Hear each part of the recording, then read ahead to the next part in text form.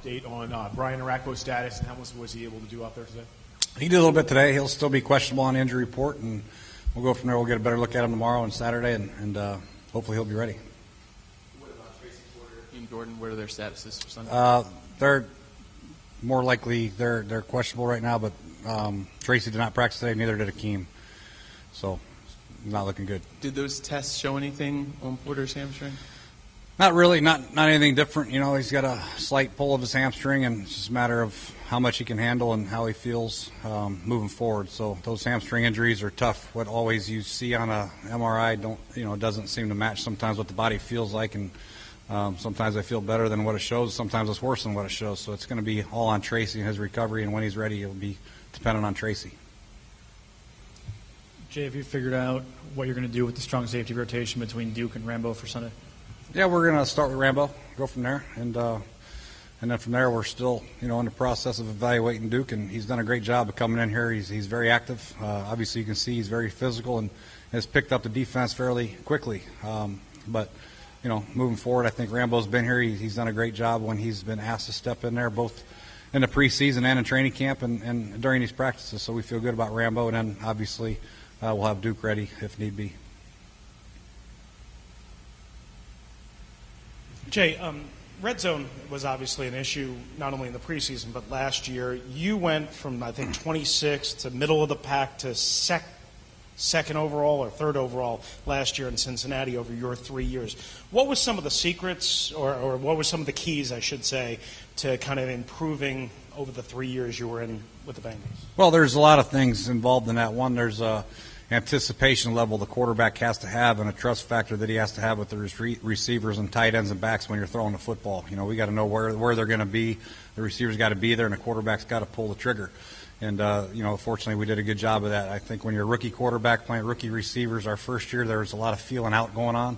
And then the more comfortable he got with the receivers and tight ends, obviously the more successful he'll be. And that's the case here. We still have that process going on right here. And Robert's still in the process of seeing the throws. And sometimes he's pulling them, sometimes he's not. But it's a process that quarterbacks have to go through. You got to go out here and practice these throws in these tight windows and gain that trust factor with the receiver. And the quarterback has to know the receiver's going to be here, and the receiver's got to be there for these plays to work in the red zone because the areas are very, very tight down there.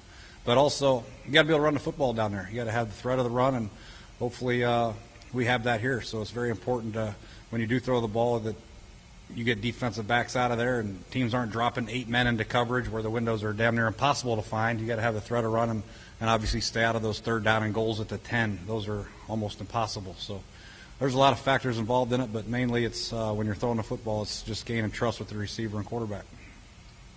Have you settled on the captains? Not yet. We voted today. We're going to count the good old votes and go from there.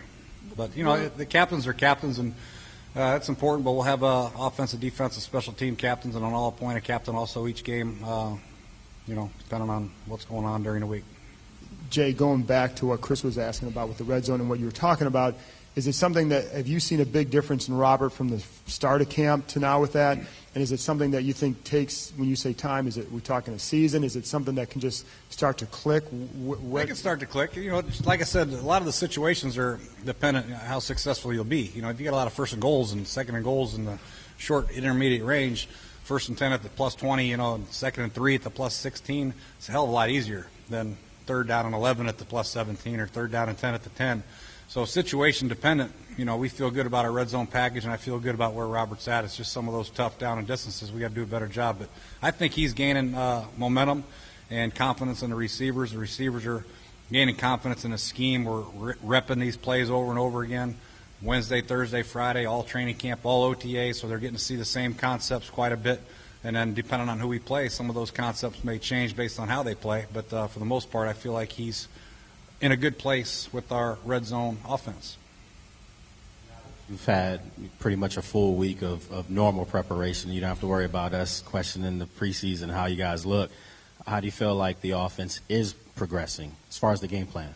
I feel good. I feel like we have a good game plan, a good combination of plays that we can be successful with, and that's what it's all about. We're trying to put our team in the best situation possible to succeed, and now when we get the looks that we're looking at now, it's about them going out and producing and making plays. So, we're going to try to do the best we can. Like I said, Houston's got a great defense, and it's going to be a great challenge. But we feel like with the players that we have in place here and the scheme we have in place, we should have a chance to be successful and have some good results.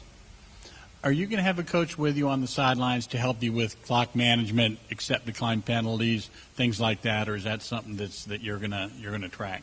I'm pretty much handle those. That's I'll have coaches' input and people upstairs that can maybe see a little bit better whether to challenge or not based on the replay. Sometimes we don't get the replay on the field as quickly as they do upstairs, so in that regard I'll have some help. But as far as penalties are concerned, I'll handle taking them or declining them and all that. I feel good about that. Jay, when it comes to handling all that stuff going on, do your days from the Arena League help?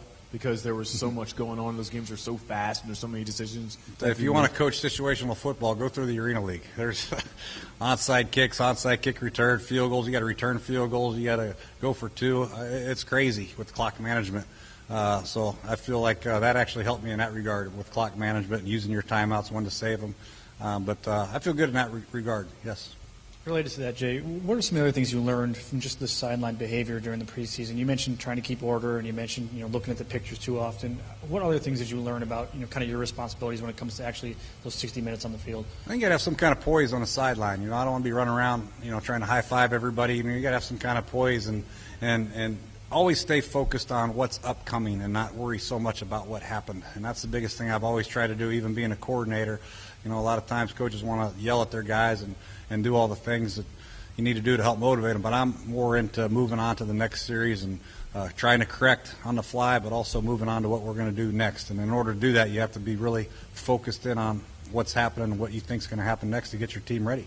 Does that make it more complicated, or is it more difficult also calling plays? Do you feel like if you didn't have that responsibility, things might go smoother, or how do you try to juggle those responsibilities as well? Yeah, that'll be tougher, because, like I said, as a coordinator, you can sit on the bench while the defense is out there and go through the pictures and kind of gather your thoughts about what's upcoming. But being that I have a lot of confidence in Coach Haslett, Coach Kotwika, I still think I have the ability to do that to some degree.